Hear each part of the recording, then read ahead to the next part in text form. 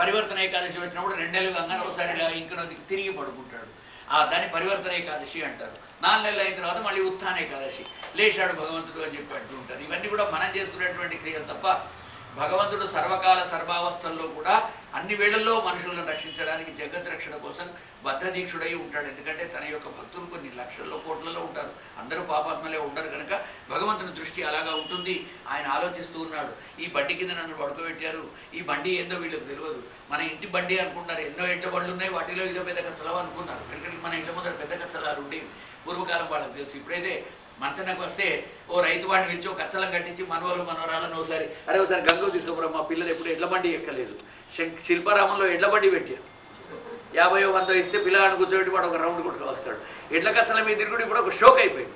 ఆ రోజుల్లో మనకు ముఖ్యమైన గతే అది ఉండేది. అది తప్ప ఇంకనోటి వేగవంతమైనటువంటి వెహికల్స్ లేకుండా మోటార్ సైకిళ్ళు, కార్లు ఇవన్నీ ఎక్కడివి.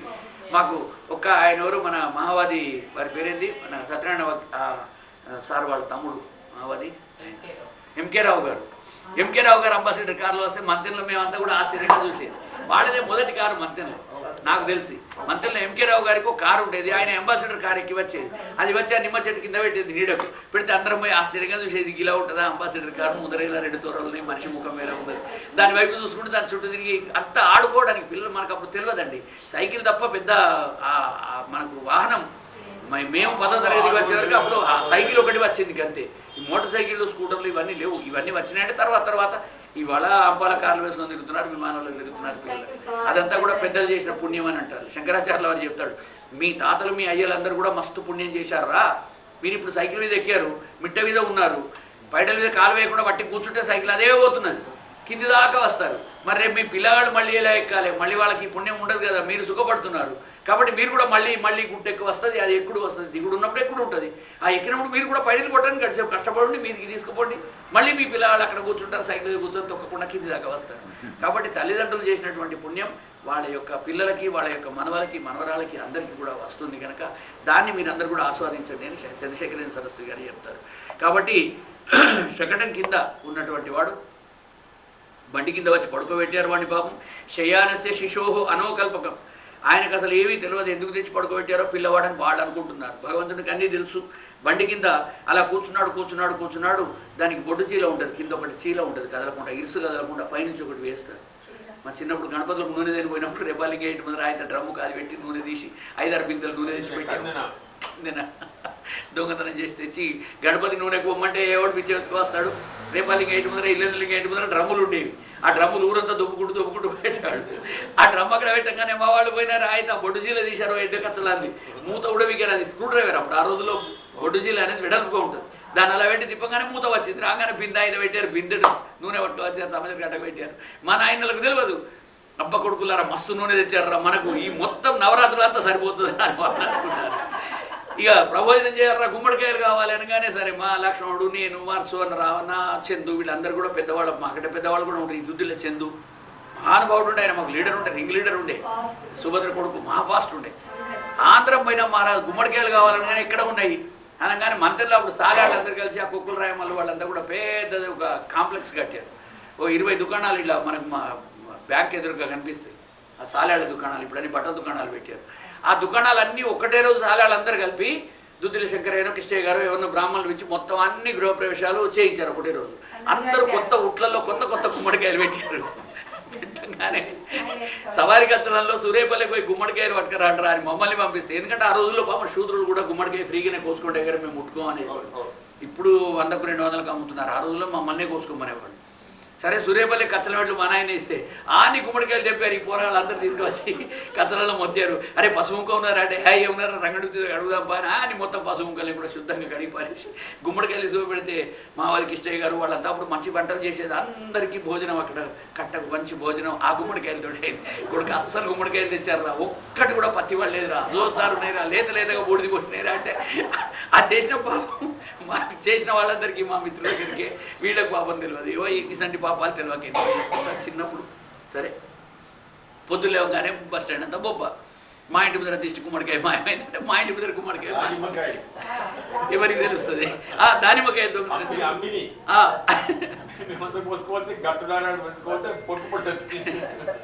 ఇంకా అదొక్కడే తినడు కాదు, మా ముత్యమ్మ లాంటి వాళ్ళు ఇంకెన్నో ఇవన్నీ చేస్తుంటారు. ఆయన అయితే ఉన్నాడు, ఆమె అనసూయ ఎదురు ఆమె తింటుడే పెట్టి ఏం చేస్తారు, తినేసి తిన్నంత తిని ఆ పొట్టంత తీసుకుపోయి వాళ్ళ శత్రువుల ఇంటి ముందర పోసి తిట్టించినాడు. ఓనాడు కాసేపు వచ్చేసారు ఇంటికో ఏమో ఒకటి ఆనికాయకి అన్ని కట్టెలు పుల్లలు పెట్టేసి దిష్టి వేరే చేసి ఇంటికి ఆయన పాపం కదా ఇది ఎవరు కట్టారు, రైట్ అంటే మేంది ఇవి అన్ని కుర్చీని వేషాలు వేయడంలో ఎక్కడి నుంచో ఏ అడ్వకేట్తో ఉత్తమ్ లా డాక్టర్ అనే బోర్డును తీసుకువచ్చి దండపోచాలి ఇంటికి పెట్టుడు. వాడు పొద్దున్న కానీ నేనెక్కడ డాక్టర్ ఇటువంటి వేషాలు వేసి కూడా చాలా జ్ఞానాన్ని ఆర్జించారు. అంటే ఒక్కొక్క మనిషిని ఎలా మోసం చేయాలి, ఎట్లా బతకాలి, ఎలాంటివి జరిగితే ఇలా విపత్కర పరిస్థితుల్లో కూడా బండగొట్టి పుట్ట పోసుకునే నేర్పరితనం మన తెనాలకు వస్తుంది. అది చాలా శుభప్రదం. అలాంటి ఊర్లో పుట్టినందుకు మనం గర్వించాలి. కాబట్టి దృష్ట్యా బండి తిరగబడ్డది. ఒక్కసారి కృష్ణ పరమాత్మ చూశాడు, అది కింద ఉన్న బొడ్డు చీరను ఒక తన్ను తన్నాడు కాళ్ళతోటి. అలాగే పడుకొని దాన్ని తన్నే వరకు ఆ బండి తిరగబడ్డది, దూరంగా పోయిపడ్డది. దాని నిండా వాళ్ళు ఆ రాక్షసుడు వచ్చినప్పుడే వీళ్ళకి అనుమానం రాకుండా ఇన్ని కూరలు కాయలు చల్ల పాలు పెరుగు అన్ని కుండలు పెట్టి ఉన్నాయి. పెట్టగానే వీడు తన్నేసరికి, పిల్లవాడు తన్నేసరికి ఎగిరి అది అవతల పోయి పడ్డది. పడంగానే దాంట్లో అన్ని పాలు పెరుగు కుండలన్నీ పలిగిపోయినాయి, కూరగాయలన్నీ చెల్లా చెదురైనాయి. అక్కడ ఆటల్లో పాటల్లో ఉన్న ఆడి వాళ్ళందరూ కూడా ఒక్కసారి ఉరికి వచ్చి అయ్యో కృష్ణుని బండికి ఏమైంది అని చూసే వరకు వాడు అక్కడ పడుకున్న చోట పడుకున్నట్టే ఉన్నాడు, అవుతున్నాడు. వీళ్ళందరి దిక్కు చూసి ఆ రాక్షసుడు అందులో శకటాసురుడు అంతటైనమై భగవంతుడి యొక్క మాయ అది కింద వాడు అందులో రాక్షసుడుగా వాడు మారిపోవడం, వాడిని భగవంతుడు కూడా బండి తిరగబడ్డదా అంటే దానితో ఎలా తిరగబడుతుంది, దాన్ని ఎవరో తన్నారు. ఎవరు తన్నారంటే అక్కడ చిన్న పిల్లలు వేస్తున్నారు, కృష్ణుడు మాత్రం కాలుతో ఆడుకుంటూ ఉంటే కాలు తాకింది. సరే, ఆ విధంగా బండి విభాగాలన్నీ కూడా అటు ఇటు చేరిపోయినాయి.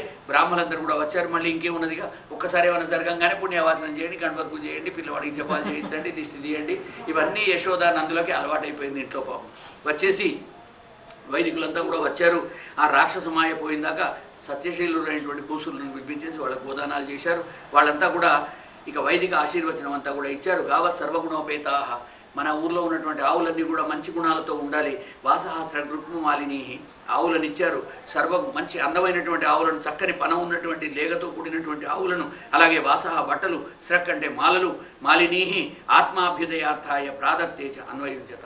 కాబట్టి తన యొక్క అభ్యుదయం కోసం, మంచి జరగడం కోసం అలాంటివన్నీ కూడా దానాలు చేస్తూ వచ్చారు. కథ ఇవాళ ముందరికే పోవట్లేదు, పేజీలే తిరుగుతున్నాయ్యా కన్నయ్య. ఇక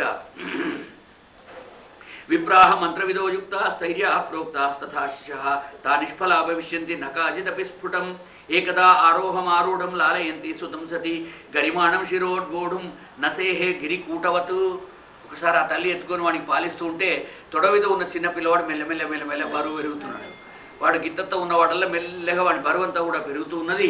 ఆ భూమౌ నిధాయతం గోపి విస్మిత భారపీడిత. ఆ గోపి అమ్మవారికి, తల్లికి, యశోద అమ్మవారికి వీడేమో అదంటే బరువెక్కాడు. వీడు నిన్నటి దాకా మంచిగానే హల్కానే ఉన్నాడు, వాడిని ఎత్తుకుంటే ఉన్నాడు. కానీ వాడు ఎందుకో వాడిని ఎత్తుకోలేస్తలేను, వాడు మోస తయారైనాడు అని చెప్పేసి వాడిని లేపి ఆయన కింద పడుకోబెట్టింది. గడిసేపు కింద పడుకోబెడతా వీడిని తొడలు గుంజుతున్నాయని చెప్పి కింద పడుకోబెట్టింది. పడుకోబెట్టే వరకు భగవంతుడు తెలుసు. ఈమె తొడలో ఉన్నప్పుడు కనుక వాడు తృణావర్తుడు అనేటువంటి సుడిగాలి రాక్షసుడు వచ్చాడంటే ఈమెతో సహా నన్ను ఆకాశంలోకి ఎత్తుకుపోతాడు, వాడితోటి యుద్ధం కష్టమవుతుందని చెప్పేసి ఆమె నన్ను కింద దించాలంటే ఏం చేయాలి అని చెప్పేసి అప్పుడు ఆ రోజులు ఇప్పుడైతే డైపర్ కూడా మారుస్తున్నారు, మూత్రం పోసినా అని వాడిని మారుస్తలేరు. అప్పుడు ఏం కదా వాడి దానిలో ఉన్నది అలాగే ఉన్నారు. వాడి వెనకడికి గిత్తంతా వాడు అలా చేశాడనగానే ఏదో గుమ్మడాకో అదో తెచ్చేసి ఆయనతో వాడిని తుడిచిపరేసి మళ్ళీ వాడి కడుగుడు మనకు చిన్నప్పుడు అలవాటు ఉండే. ఇవన్నీ కూడా ఏం లేకుండా ఇప్పుడు దరిద్రమైన డైపర్లు వచ్చినాయి. దాంట్లోనే పెట్టి వానికి మలమూత్రాలు కూడా పిల్లలకు అలాగే పెడుతున్నారు. ఆ తల్లికి ఎప్పుడు తీరిక ఉంటే అప్పుడు 5-6 గంటలకో 8 గంటలకో వచ్చేసి అది మార్చుడు. రోజు ఎన్నెన్ని మారుస్తామమ్మా, నీకు ఇప్పుడే మార్చేవాడు మళ్ళీ ఉత్తపోసాడు కానీ ఉండని ఏం కాదు వానికి అంటాం. అవన్నీ కూడా మాలిన్యాలకు, క్రిమికీటకాలకు కూపాలు తయారవుతాయి. అవి అలాగే చేస్తూ ఉంటారట. వాడిని తీసి కింద పడుకోబెట్టంగానే ఆ తృణావర్తుడు అనేటువంటి వాడు సుడిగాలి రూపంలో వస్తాడు. వాడు వచ్చి కృష్ణ పరమాత్మని ఎత్తుకుపోవాలి. భగవంతుడు కూడా అదే కావాలి. వాడు ఎత్తుకుపోయినాడు. ఆ బలవంతమైనటువంటి బలంతో బాగా బరువు పెరిగేసరికి వాడు మీదికి తీసుకుపోయినాడు. ఆ ఇనుప గుండ్ల వేరే ఉన్నాడు వాడు, ఒక పిల్లవాడు. వాడు ఎత్తుకుపోయేసరికి వాడు ఆ తృణావర్తుడు మొయ్యలేస్తలేడు. అయ్యో ఎక్కడి నుంచి వచ్చాడు వీడని చెప్పి ముహూర్తం అభవద్గోష్టం రజసా తమసావృతం. ఒక్కసారి భయంకరమైన సుడిగాలి వచ్చింది. అంత కొట్టంలో ఉన్న దుమ్మంతా లేచింది. అందరి కళ్ళల్లో పడుతుంటే అందరు కళ్ళు మూసుకున్నారు. వీళ్ళందరూ కళ్ళు మూసుకున్న క్షణంలోనే చీకటి నిండిపోయింది. ఆ క్షణంలో యశోదాదేవి నాపశ్యత్ కశ్చనాత్మానం పరంజాభి విమోహిత తృణావర్త నిసృష్టాభి శర్కరాభి ఉపద్రవ. శర్కర అంటే క్రిస్టల్స్, ఈ ధూళి కణాలను శర్కర అంటారు సంస్కృతంలో. ఏదైనా మెత్తగా ఉండేటువంటి కణాలను, అందుకని శర్కర, దీన్ని మనం శర్కర అంటాం. ధూళి కణాలు. అలాంటి కణాలన్నీ ఇసుకరేణువుతో సహా ఆకాశంలోకి ఎగిరినాయి, అందరి కళ్ళల్లో పడుతున్నాయి. అందరు కూడా కళ్ళు మూసుకున్నారు. తీవ్రమైన సుడిగాలి వేగంగా వస్తున్నది. యశోదాదేవి నా కొడుకు ఇక్కడ, నా కుమారుడు ఇక్కడ కనబడతలేడు, అయ్యో అయ్యో మిగిలిన దుఃఖిత అయిపోయింది. ఇటువంటి చూస్తున్నది, పడుకోబెట్టి జాగాలో లేడు. చూసే వరకు కుమారా కుమారా అని చెప్పి ఏడవసాగింది. ఈ లోపల రుదిత మనుషమ్య తత్ర గోష్ఠ్య భృషమను తప్తదియో అశ్రుతిపూర్ణ ముఖ్య. ఈ విధంగా రోదన చేస్తూనే ఉన్నది. గోళ్ళ పిల్ల వాళ్ళందరూ కూడా అక్కడికి ఆమె దగ్గరికి చేరుకున్నారు. కృష్ణుడు కలబడతలేడు అని చెప్పి అందరూ కూడా దుఃఖంతో ఉన్నారు. పైకి ఎగిరాడు. ఆ గాలి వచ్చింది, పిల్లవాడిని పైకెత్తుకుపోయింది. పైకెత్తితే వాడు మొయలేస్తాడా? తల్లినే మొయలేనటువంటి భారంగా తయారైపోయినాడు. ఆ తృణావర్తుడు అక్కడనే కృష్ణం న భోగతో గంతుం న ఆశక్నోద్ధూరి భారకృతు. ఈ భూమి యొక్క భారాన్ని మోసేటువంటి, కడుపులోనే 14 భువనాలను మోసేటువంటి మహానుభావుడు ఈ యొక్క తృణావర్తుడు. ఈయన యొక్క భారాన్ని వాడు మొయలేస్తాడా? తృణావర్త శాంతరయో వాత్య రూపధరో హరన్. సుడిగాలి రూపంలో వచ్చాడు. శ్రీకృష్ణుని ఆకాశానికి తీసుకొని పోయినాడు. కానీ తన మెడను గట్టిగా పట్టుకున్న ఆ బాలుని చూశాడు. వాడు అలా ఎత్తుకపోతుంటే ఆ తృణావర్తుని మెడను గట్టిగా పట్టుకొని పొత్తుకుంటూ కూర్చున్నాడు. వాడు అలాగే పట్టుకొని వచ్చేసరికి ఆ కృష్ణ పరమాత్మ నొక్కడం వల్లనే తృణావర్తుడు అసూలు బాశాడు, ప్రాణాలు కోల్పోయినాడు. ఒక్కసారి వాడు నేల మీద కూలబడ్డాడు. వాడి మృత కళేబరం కింద పడిపోయింది.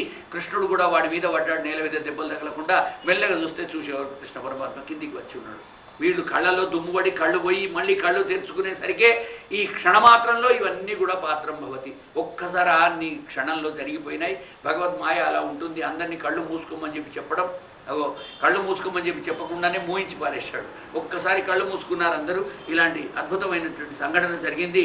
లబ్ధ్వా పునఃప్రాపురతి ఇవ మోదం గోపశ్చ గోపా కిలరంద ముఖ్యా. నందుడు మొదలైన వాళ్ళంతా కూడా మళ్ళీ మన పిల్లవాడు సురక్షితంగా మనకు చేరాడమ్మా, మనకి ఏమైనా కానీ అని చెప్పి ఆ తృణావర్తుని యొక్క మృత్యుముఖం వైపు కూడా వాడిని దిక్కు చూడకుండా దూరంగా తీసుకొని వెళ్ళిపోయినారు. ఆ దుర్మార్గుడు చేసిన పాపానికి వాడే బలి అయినాడు. చూడు కింద పడ్డాడు, ఓ పెద్ద రాక్షసుడు అని చెప్పి అందరూ కూడా చూస్తూ ఉన్నారు. ఈ విధంగా కృష్ణ పరమాత్మ కిం సప్తశ్చీర్ణమధోక్షజార్చనం, నేను ఇక్కడ కింద పడుకోబెట్టిన వాడిని గాలిలో ఎత్తకపోయింది అని చెప్పి అందరికీ ఆశ్చర్యం వస్తున్నది. అందుకనే నన్ను కిందికి తిప్పాడేమో. ఆ తల్లికి క్షణమాత్రం ఒక్కసారి భగవద్మాయ కనిపించింది. నా ఒళ్ళో ఉన్న పిల్లవాడిని నేను కింద దింపేటట్టుగా చేసి కింద పడ్డ తర్వాత వాడు మళ్ళీ పైకి ఎగిరిపోయి మళ్ళీ వాడిని అక్కడ రాక్షసమాల చేసి కిందికి వచ్చి దుంకాడని క్షణంలో ఆమె తల్లిగా మాతృగర్భం అర్థం చేసుకున్నది. మరుక్షణంలోనే ఆమెను మాయ కప్పేశాడు భగవంతుడు. మళ్ళీ మామూలు మనిషి అయిపోయింది. ఏం జరిగింది అని ఆమె కూడా అందరు వేరే అడుగుతున్నది. కాకపోతే తల్లికి మాత్రం తెలిసిపోయింది.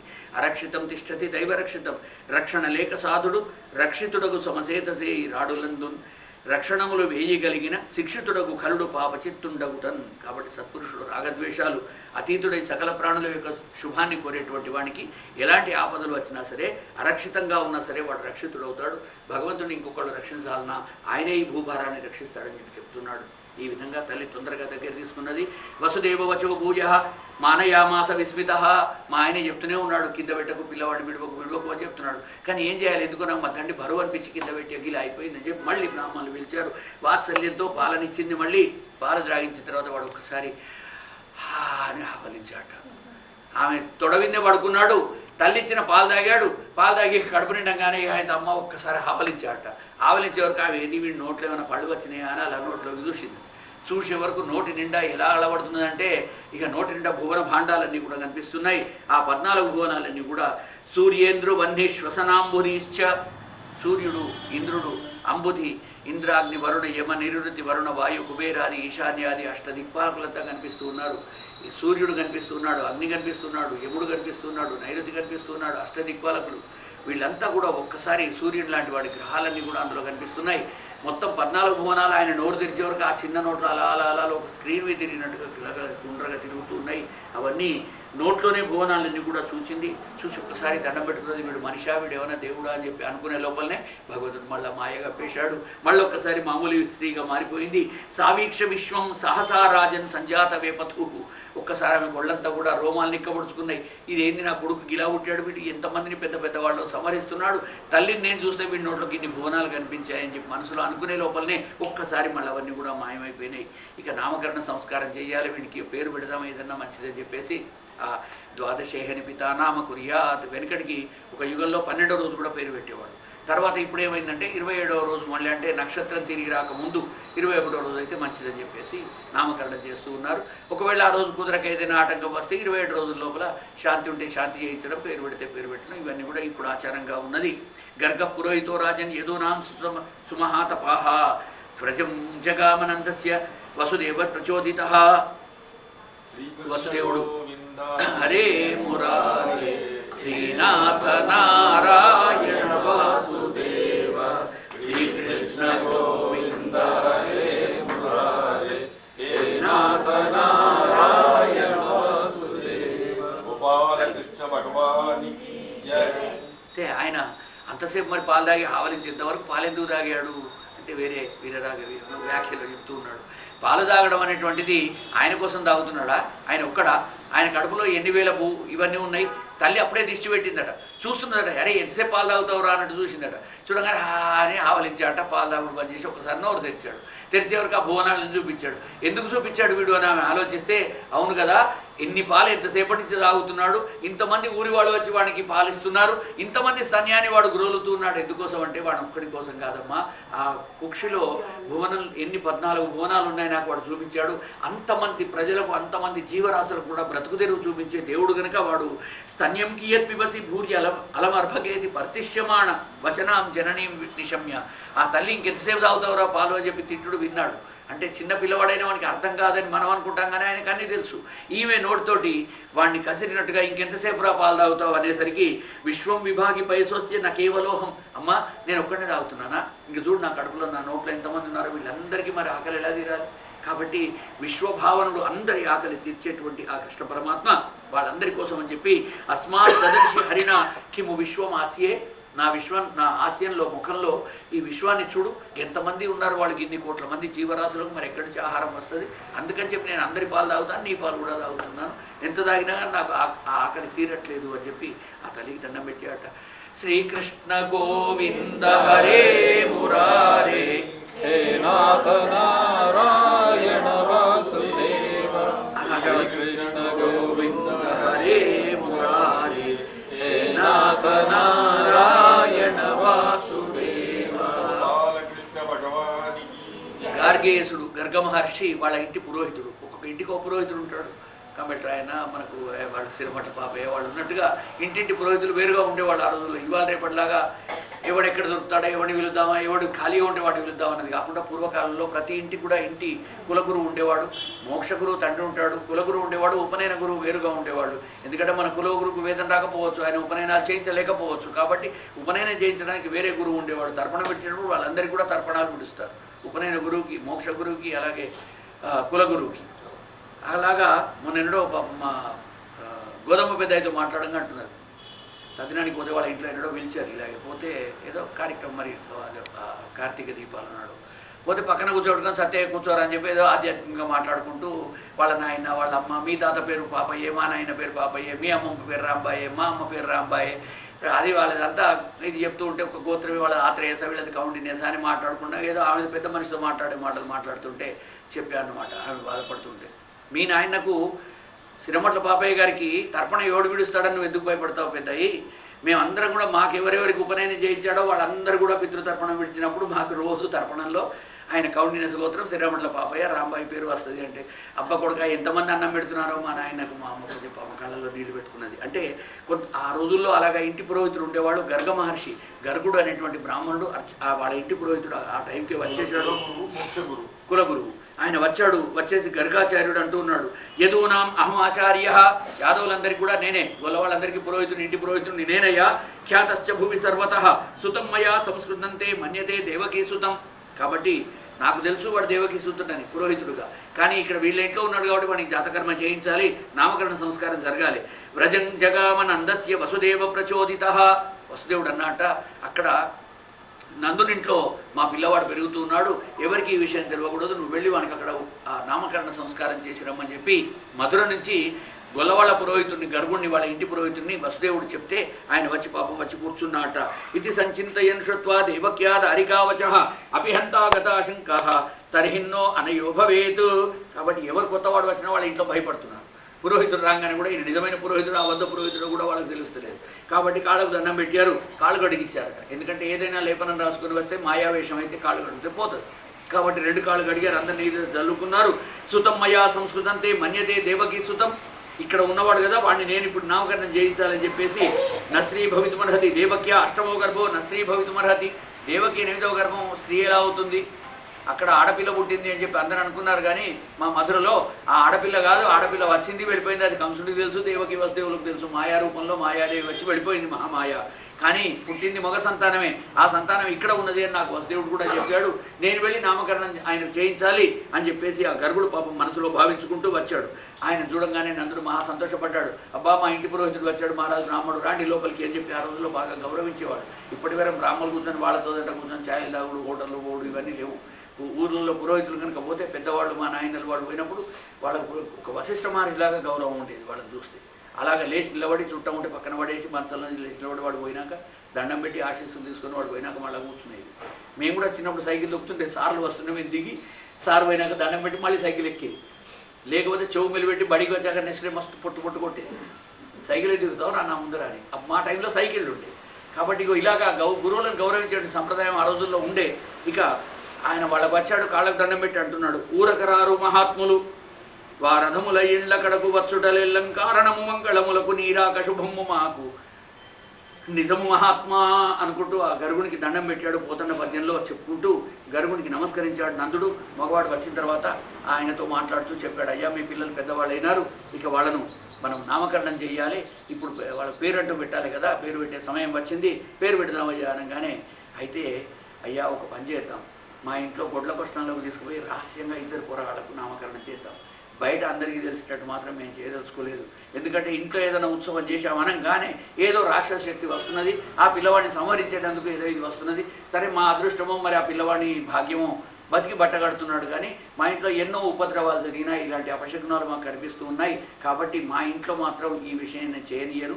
ఇంటి వెనుక చిన్న గోశాల ఉన్నది, ఎందుకంటే గృహాత్ గోశాల చాలా భద్రం. గోశాల కంటే దేవాలయం, దేవాలయం కంటే నదీ తీరం, నదీ తీరం కంటే అడవి, ఇవన్నీ కూడా ఒకటి కంటే ఒకటి మహాపవిత్రవంతమైనటువంటివి. కాబట్టి గోశాలలోకి వెళ్ళిపోయి నామకరణం చేద్దామని చెప్పి నందుడు అనడం. నందుడు అనగానే గరిగుడు కూడా ఓకే స్వస్తి పుణ్యావాచనం చేద్దాం అక్కడనే అని చెప్పి తీసుకొని పోయినారు. ఏవం సంప్రార్థితో చకార నామకరణం గురురా శివాలయో విప్రస్వకీర్చి శ్రమేవ తత్తు. వాడు కోరినట్లుగానే ఆ బ్రాహ్మణుడు గర్గ్య పురోహితుడు గర్గుడు వాళ్ళ ఇంట్లో నామకరణ మహోత్సవాన్ని జరిపించాడని చెప్తున్నాడు. బహుని సంతి నామాని రూపాన్ని సుతస్థితే. పేరేం పెడదామనగానే అందరికీ అనుమానం వచ్చింది, ఏం పేరు పెడతాం, ఏం పేరు పెడదాం వీడికి? గుణకర్మానురూపాన్ని తాన్యహం వేదనో జనాహ. కాబట్టి వాడి గుణకర్మాలను బట్టి ఏం పేరు పెడదామా, ఏదైనా పేరు పెడదామా, లేకపోతే రూపాన్ని బట్టి పెడదామా, ఎలా ఉన్నాడు వాడు, వాడిని చూసి ఓ పేరైతే పెట్టాలి కదా, పూర్వీకులది భగవంతుడి నామం కూడా రావాలి. అందుకనే మన వాళ్ళు అంటారు, యాని నామాని గౌణాని విఖ్యాతాని మహాత్మన ఋషిభి పరిగీతాని తాని వక్ష్యామి భూతయే అంటాడు భీష్ముడు ధర్మరాజుడు. ఏ పేర్లైతే ఋషులందరూ కూడా కీర్తించి పవిత్రం చేయబడ్డాయో అనేక సార్లు దల్లించినటువంటి పేర్లు, అవి చాలా పుణ్యవంతమైన పేర్లు అయినవి. గౌణనామాలు, వ్యవహార నామాలు అనేక ఉన్నాయి, దాంట్లో పేరు పెడదామని చెప్పి అందరూ కూడా అనుకుంటున్నారు. ఏవ ఏష అధాత్య ఆధాస్యత్ గోపకులందన అనేన సర్వదుర్గాణి విస్తరిషత. కాబట్టి అన్ని దుర్గాలు కష్టాలు తరించేటువంటి మంచి పేరు మీకు కూడా పెడదాం అని చెప్పేసి ఈ బాలుడు కృష్ణుడు మీకు సకల ప్రశ్రేయస్సును కలిగించుగాక. కృష్ణ అంటే కర్షయతి, ఇతరులకు ఉన్న పాపాలను పోగొట్టేటువంటి వాడు. అలాంటి మంచి పేరు పెడదామని చెప్పి అనుకున్నారు. ఇక కాలేన వ్రజతాల్పేన గోకులే రామకేశవౌ జానుభ్యాం సహపాణిభ్యాం రింగమాణౌ విజక్రతు. కొన్నాళ్ళు ఇంకో 4 నెలలు 3 నెలలు అయింది. ఇద్దరు రామ కృష్ణ, రామకేశవౌ, రాముడు అంటే బలరాముడు, కేశవుడు అంటే కృష్ణుడు, ఇద్దరు కూడా జానుభ్యాం మోకాళ్ళ మీద, పాణిభ్యాం సహపాణిభ్యాం మోకాళ్ళ మీద పెట్టుకుంటూ అంబావుడు మొదలు పెట్టారు. అంబావుడు అంటే లేక పిల్ల వేరే నడవడం. అంబా అని ఎవరంటారు, లేకంటారు. అంబా యొక్క ఆట, అంబా ఆట ఆవిడు అంటే అంబావుడు అంబావుడు అని మన వాళ్ళు అంటారు. కానీ లేక వేరే నడవడం, 4 కాళ్ళతో నడవడం, 2 చేతులు 2 కాళ్ళు పెట్టుకొని నడవడాన్ని అంబాడు అంటారు. అంబా అని ఆ లేక పిలుస్తారు తల్లి వదికి పోయేటప్పుడు. ఈ అంబాట నేర్చారు వాళ్ళిద్దరు కూడా. బహుని ఇక కాలేన వ్రజతాల్పైన గోకులే రామకేశవవు జానుభ్యాం సహపాణిభ్యాం రింగమాణవు. అటు ఇటు ఇల్లంతా కూడా పాకుతూ ఉన్నారట. ఇక పాకేటువంటి దశ వచ్చింది విజక్రతువు. ఈ పాకుడు వచ్చినప్పుడు వాళ్ళ నడుముకున్నటువంటి మొలతాడుకు గజ్జెలు కూడా కడతారు. ఈ గజ్జెలు కట్టే ఉద్దేశం ఏంటంటే పిల్లవాడు ఎంత దూరంలో ఉన్నాడో తల్లికి తెలియాలి. లేకపోతే ఇది ఇక్కడ వంట వేసుకుంటూ పోనీ చప్పుడుకు, ఇక్కడ చల్ల వేసేటువంటి చల్ల కవ్వల చప్పుడుకు వినరాదు.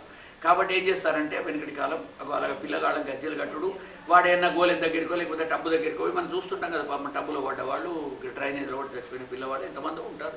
శిశువులు తల్లి సరిగ్గా కానకపోతే, లేకపోతే ఏదో మరుక్షణంలో ఒక క్షణం వాళ్ళ కన్ను అటు ఇటు అయ్యేసరికి పిల్లలు చాలామంది చనిపోయిన వాళ్ళు కూడా ఉంటారు. అందుకని పిల్లలకి ఏం చేస్తారంటే వాడు ఎప్పుడైతే పాకుడు మొదలు పెట్టాడో నడువుకు గజ్జెలు కడితే కుచ్చుకుపోతాయని చెప్పి చిన్నప్పుడు కట్టరు. ఓ 2-3 నెలలు ఇక వాడు పాకుడు మొదలు పెట్టంగానే వాడికి అయితే గజ్జెలు కడతారు. వాడు పాక్కుంటే ఎంత దూరం పోయినాడో గజ్జెల చప్పుడుతోటి అమ్మకు తెలుస్తూ ఉంటుంది. వంట ఇంట్లో ఉన్న తల్లికి వాడు మనకు ఎంత దూరంలో ఉన్నాడు, దగ్గరికి పోతున్నాడా, బయట ఎక్కడైనా గోలె దగ్గరికి పోయినాడా, టప్పు దగ్గరికి పోయినాడా చూసుకోవడం కోసం మన వాళ్ళు పెట్టినటువంటి ఇవి చేతికి వేసే దిష్టి పూసలు ఇవన్నీ ఇట్లా వెనకాల కూడా మంచి కారణాలు ఉన్నాయి. కాటికి ఎందుకు పెడతారు, చిన్న పిల్లవాడికి మొలతాడు ఎందుకు కడతారు, గజ్జెలు ఎందుకు కడతారు, చిన్ని కృష్ణుడికి చేతవెన్న ముద్ద, చెంగల్వ పూదండ, బంగారు మొలతాడు, పట్టుదట్టి, సందె తాయెత్తులు, సరిమువ్వ గజ్జెలు, చిన్ని కృష్ణ అనేటు చేరికోవచ్చు. అంబాడే కృష్ణుడి యొక్క బొమ్మకే గజ్జెలతో సహా మనకి పదే చెబుతూ చూపిస్తారు. ఇలా కూర్చున్నటువంటి నిల్చున్న కృష్ణుడికి ఆ గజ్జెలు చూపించాడు. గజ్జెలు కట్టే సమయంలో కట్టించాడు. ఇక పాకుతూ వాళ్ళిద్దరు కూడా ముందుకు వెళ్తున్నారు. తన్మాతరవు నిజసుతవు కృణయా స్తువంత్యవు పంకాంగరాగ రుచిరా ఉపగుహ్య దౌర్భ్యాం. 2 చేతులతో తీసుకొని వానికి ఎన్ని రకాల లేపనాలు పూయాలనో అవన్నీ కూడా వాడికి పూసుకుంటూ హరిచందనం పూస్తారట. చందనం పూస్తే చిన్న చిన్న క్రిములు కీటకాలు అవన్నీ కూడా రాకుండా, ఇప్పుడు ఏదో మన వాళ్ళు పాండ్స్ పౌడర్ దౌర్భాగ్యంగా చెప్తున్నారు, కానీ ఇలాంటివన్నీ మన వాళ్ళకి వెనుకటికి తెలుసు. వాడి యొక్క శరీర చర్మ సౌందర్యం కోసమే కాకుండా చర్మ సంరక్షణ కోసం మన వాళ్ళు చందనాన్ని శ్రీచందనం పూసేవాళ్ళు. ఇలా అంతా చేసుకుంటూ ఉంటే వాడు పాకుతున్నాడు. ఇక ఆ కృష్ణ పరమాత్మ బలరాముడితో కూడి పాకుతూ ఆటలాడుతూ చిన్న చిన్న ఆటలాడుకుంటూ బుడిబుడి అడుగులు నడకలు వేస్తూ ఉన్నాడు. అలా వెళుతున్న సందర్భంలో ఒకసారి కొంచెం పెద్దగా అయినాడు. ఏకదా క్రీడనామాస్తే రామాద్యా గోపదారకాః కృష్ణోమృతం భక్షితవాన్ ఇది మాత్రే న్యవేదయతు. అక్కడికి రాముడు వచ్చాట. బలరాముడు వచ్చి అమ్మా మన తమ్ముడు కృష్ణ పరమాత్మ కృష్ణుడు అక్కడికి వెళ్ళి మట్టి తీసుకొని తింటున్నాడమ్మా అని చెప్పి. చిన్నపిల్లవాళ్ళు మట్టి తినడం మనం చూస్తూ ఉంటాం. ఇక్కడ దొరికితే ఏ దొరికితే తింటారు, బల్పాలు తింటారు, మన దొరికితే మన తింటారు, రాయి దొరికితే రాయి తింటారు, చింతవిత్తులు నోట్లో పెట్టుకుంటారు, గొంతులో తట్టుపడితే ఎంతమందికో మనం అనుభవాలు ఉన్నాయి. కాబట్టి వాళ్ళకి ఏమి దొరకకుండా దాదాపు దూరం పెడతాం. అయినా సరే వాడు ఎక్కడి నుంచో ఏదో ఒకటి దొరకబట్టుకుంటాడు. మీరు ఏదన్నా వేయండి వాడు నోట్లోనే పెట్టుకుంటుంటాడు. ఎందుకంటే వాడికి చిన్నప్పుడు తల్లి నేర్పింది ఏమిటంటే వాడికి పాలు చేయడం తప్ప ఆకలికి ఏడవగానే పాలు తాగించడం, ఈ 2 వాడికి తెలుస్తాయి. కాబట్టి ఏది వస్తువు దొరికితే దాన్ని నోట్లోకి పంపిస్తూ ఉంటాడు. అలాగా కృష్ణ పరమాత్మ పాపం ఇంత మను తిన్నాడని చెప్పేసి బలరాముడి దగ్గరికి వచ్చి చెప్తున్నాడు. చెప్పంగానే కృష్ణుని ఆమె చెవు పట్టి దొరకబట్టిందట. ఏవిరా మన్ను తింటున్నావా, నీకు వెన్న సరిపోలేదా, నెయ్యి సరిపోలేదా, పాలు సరిపోలేదా, ఎందుకురా మన్ను తింటున్నావు, ఆ మన్ను పడగా అందరు తొప్పుతారు కదా, అది ఇదని వాడిని తిట్టుకుంటూ వాడి చెవు మెలికి పట్టుకుంటూ అంటున్నది. మన్ను తిన్నావా అని అడిగితే కృష్ణ పరమాత్మ అంటున్నాడు, సాగృహీత్వా కరే కృష్ణం ఉపాలభ్య హితైషిణి. హితైషిణి అంటే వాడి మంచి కోరేది. ఆ మంచి కోరే తల్లి వాడిని మట్టి తినకూడదని చెప్పుకుంటూ యశోదా భయ సంప్రాంత ప్రేక్షణ అభాషత, తన కళ్ళతో చూడాలని చెప్పి వాడు నోరు తెరిపించేది. మట్టి ఉన్నదా చూపి, నోట్లో ఏమన్నా ఉసుక ఉన్నదా, మట్టి ఉన్నదా, బెడ్డలు ఉన్నాయా తీస్తా అని చెప్పేసి నోరు తెరిపించింది.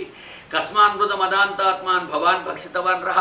ఎంత దుష్టునిరా, గిద్దసేపు నేను అటు లోపలికి పోయి వచ్చేవారికి ఇంత మన్ను తీసుకొని తిన్నావా, వాళ్ళందరినీ ఇదే చెప్తున్నారు. వదంతి తావక కేతే కుమారాస్తే అగ్రజోప్యేయం. నీ దాంట్లో నీ అన్నగాడు కూడా ఉన్నాడు. నువ్వు అబద్ధం అని చెప్తే నేను ఎట్లా నమ్ముతా, నేను తినలేదు అని చెప్పి వాడు అంటున్నాడు. నువ్వు తినలేదని నేను ఎలా నమ్ముతా, నీ అన్నగాడే చెప్తున్నాడు, మా దోస్తులు కాకుండా, కాబట్టి తిన్నావు నువ్వు అని చెప్పి ఆమె కోపడుతుంటే అప్పుడు ఆయన అమ్మా మన్ను దినంగానే శిశువును ఆ కొట్టినో వెరినో నమ్మన్ చూడకు వీరి మాటలు మదిన్నీవు కొట్టంగా నీ మార్గంబు ఘటించి చెప్పెదరు కాదేది మది యాస్యమున్ గంధాఘ్రాణము చేసిన వచనములు తప్పైన దండించవే అంటున్నాడు.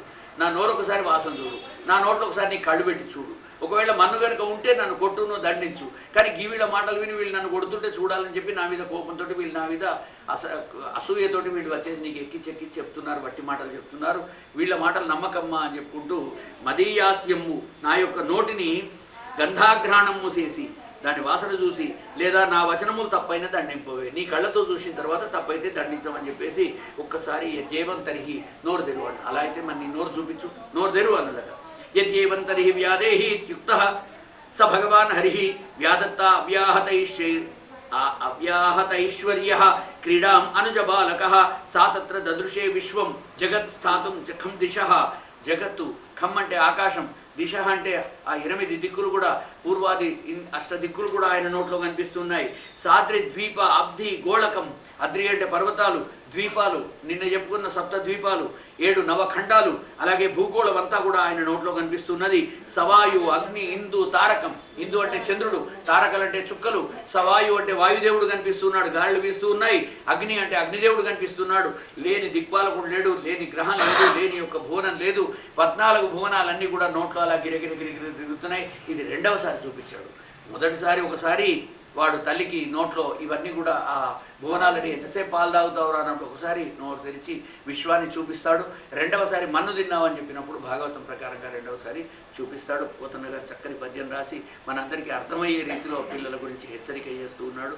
జ్యోతిష్ చక్రం జలం తేజ, జ్యోతిష్ చక్రం అంతా కూడా కనిపిస్తున్నది, జలం కనిపిస్తున్నది, 3 వాళ్ళ నీరు ఉంటుంది భూమిపైన, ఆ నీరంతా సముద్ర జలాలు కనిపిస్తున్నాయి, తేజస్సు పెద్ద వెలుగు కనిపిస్తున్నది.